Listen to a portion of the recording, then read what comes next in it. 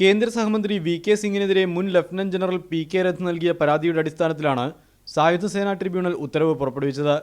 കരസേനയുടെ 33-ാം corps മേധാവിയായിരുന്ന P K. Rath പശ്ചിമബംഗാളിലെ സുക്നയിൽ corps ആസ്ഥാനത്തിനടുത്തുള്ള 70 acre സ്ഥലത്ത് വിദ്യാഭ്യാസ സ്ഥാപനം പണിയാൻ ഒരു ബിൽഡർക്ക് എതിർപ്പില്ലാ രേഖ നൽകിയിരുന്നു. വി.കെ. സിംഗിന്റെ നേതൃത്വത്തിൽ അന്വേഷണം നടത്തിയ സമിതി പി.കെ. രഥിന്റെ നടപടി നിയമവിരുദ്ധമാണെന്ന് കണ്ടെത്തുകയും കോർട്ട് മാർഷൽ നടത്തി ശിക്ഷാ നടപടി എന്ന രീതിയിൽ രഥിന്റെ സേവന കാലയളവിൽ നിന്ന് 2 വർഷം വെട്ടിക്കുറയ്ക്കുകയും ചെയ്തു.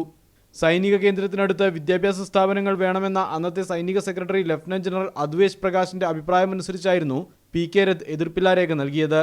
അദ്വേഷ് പ്രകാശിനെയും പിന്നീട് കോർട്ട് മാർഷലിന് വിധേയനാക്കി.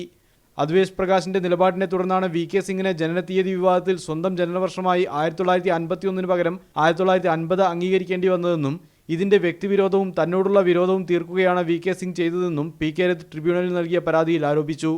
പരാതി പരിഗണിച്ച ട്രിബ്യൂണൽ സുഗ്നയിലെ ഭൂമി സൈന്യത്തിൻ്റെതല്ലാത്തതിനാൽ പി.കെ. രഥ് എതിർപ്പില്ലാ രേഖ നൽകിയതിൽ നിയമവിരുദ്ധമായി ഒന്നുമില്ലെന്ന് ഉത്തരവിട്ടു. സൈനിക കേന്ദ്രത്തിനടുത്ത് ഇത്തരം പ്രവർത്തനങ്ങൾ നടക്കുന്നത് സുരക്ഷാ ഭീഷണി ഉയർത്തുമെന്ന വാദവും ട്രിബ്യൂണൽ തള്ളി. മീഡിയ 1, ഡൽഹി.